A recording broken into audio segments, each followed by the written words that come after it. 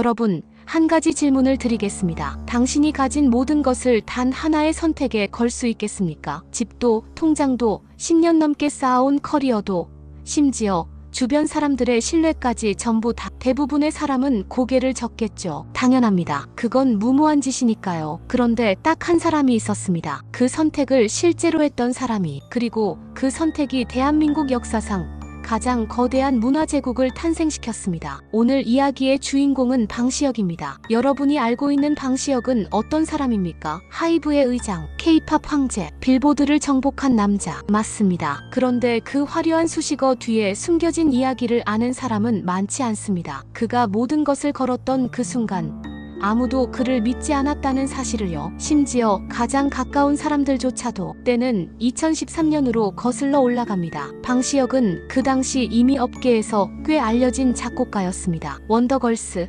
B8, 2AM. 그의 손을 거친 곡들은 줄줄이 히트를 쳤고 당시 가장 잘나가는 기획사 중 하나였던 회사에서 그는 확실한 자리를 잡고 있었습니다. 돈도 벌었고 명예도 있었습니다. 누가 봐도 탄탄대로였죠. 그런데 그는 그 자리를 박차고 나왔습니다. 왜였을까요? 방시혁은 훗날 여러 인터뷰에서 이렇게 말했습니다. 자신이 만들고 싶은 음악을 만들 수 없었다고. 아티스트를 소모품처럼 쓰는 시스템이 너무 싫었다고. 음악이 진심이 아니라 상품으로만 취급받는 현실이 견딜 수 없었다고. 그 말을 들었을 때 많은 사람들이 고개를 끄덕였겠지만 속으로는 이렇게 생각했을 겁니다. 그래도 그렇지. 잘 나가는 자리를 왜 버려? 이상주의도 정도 것이지. 하지만 방시혁은 진심이었습니다. 2013년 4월 빅히트 엔터테인먼트라는 작은 기획사에서 7명의 소년이 데뷔했습니다. 방탄소년단이었습니다. 데뷔 무대가 끝나고 반응을 기다렸습니다. 그런데 아무 일도 일어나지 않았습니다. 차트는 조용했고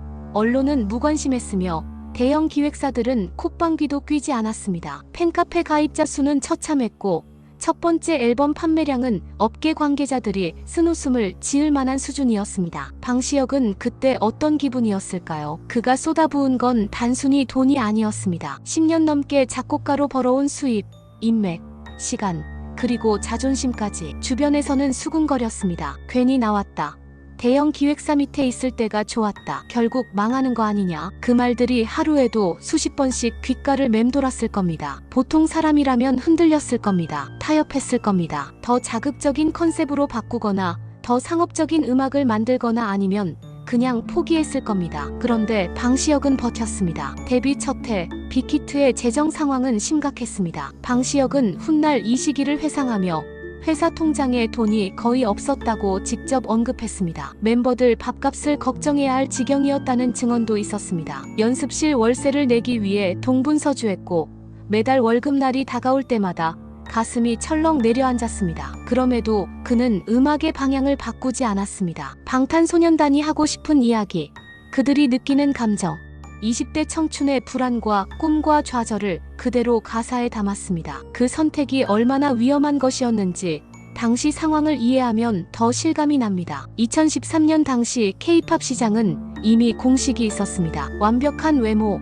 칼군무, 자극적인 컨셉, 대형 기획사의 막대한 마케팅 자본. 그게 성공의 공식이었습니다. 그런데 방탄소년단은 그 공식에서 한참 벗어나 있었습니다. 중소기획사 출신의 마케팅 예산은 쥐꼬리만 했고 컨셉은 기존과 달리 너무 진지했습니다. 힙합을 기반으로 사회 문제를 노래하고 자신들의 내면을 가감없이 드러내는 방식은 당시로서는 낯설고 위험한 선택이었습니다. 업계 전문가들은 고개를 저었습니다. 저런 컨셉으로 대중을 잡을 수 있겠냐고. 팬들이 원하는 건 판타지인데 현실을 노래하면 누가 좋아하겠냐고. 그 말들이 틀리지 않았습니다. 적어도 처음에는요. 데뷔 후 2년이 지나도록 방탄소년단은 주류가 되지 못했습니다. 그래도 작은 변화는 있었습니다. 소수의 팬들이 생기기 시작했습니다. 그들은 단순한 팬이 아니었습니다. 방탄소년단의 음악에서 자신의 이야기를 발견한 사람들이었습니다. 입시 스트레스에 짓눌린 학생들, 취업이 안 돼서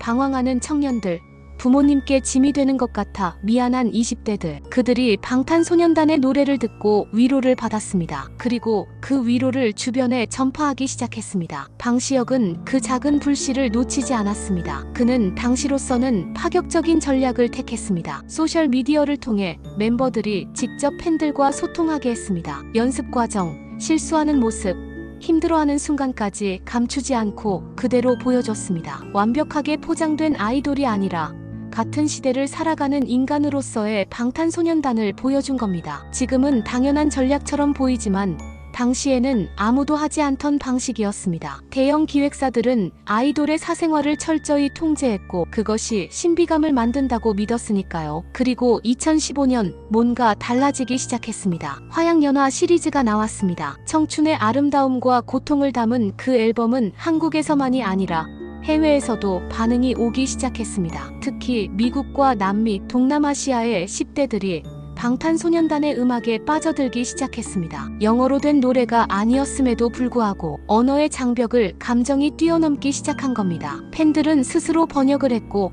영상을 만들었으며 소셜미디어에 퍼뜨렸습니다. 빅히트가 마케팅 비용을 쓰지 않아도 팬들이 자발적으로 홍보대사가 됐습니다. 방시혁은 이 흐름을 보면서 무슨 생각을 했을까요? 그는 훗날 이 시기에 대해 이렇게 말했습니다. 처음으로 내가 맞을 수도 있겠다는 생각이 들었다고. 그 말 속에 얼마나 많은 불안과 의심과 버팀의 시간이 압축되어 있는지 느껴지십니까? 맞을 수도 있겠다는 생각이 처음 들었다는 건 그 전까지는 확신이 없었다는 뜻입니다. 모든 것을 걸면서도 흔들렸다는 뜻입니다. 그게 인간 방시혁의 민낯이었습니다. 2017년 5월 방탄소년단은 빌보드 뮤직 어워즈에 섰습니다. 그 무대가 어떤 의미였는지 설명하려면 먼저 빌보드 뮤직 어워즈가 무엇인지 알아야 합니다. 미국 음악 시장에서 가장 권위 있는 시상식 중 하나입니다. 거기에 K-팝 가수가 서는 것 자체가 전례 없는 일이었습니다. 방탄소년단은 그날 탑 소셜 아티스트 상을 받았습니다. 저스틴 비버를 제치고 전 세계 음악 팬들이 경악했습니다. 업계 관계자들이 눈을 의심했습니다. 그리고 방시혁은 그 순간 무대 뒤에서 무슨 표정을 짓고 있었을까요? 그 다음은 여러분도 아는 이야기입니다. 2018년 빌보드 핫백 차트 입성,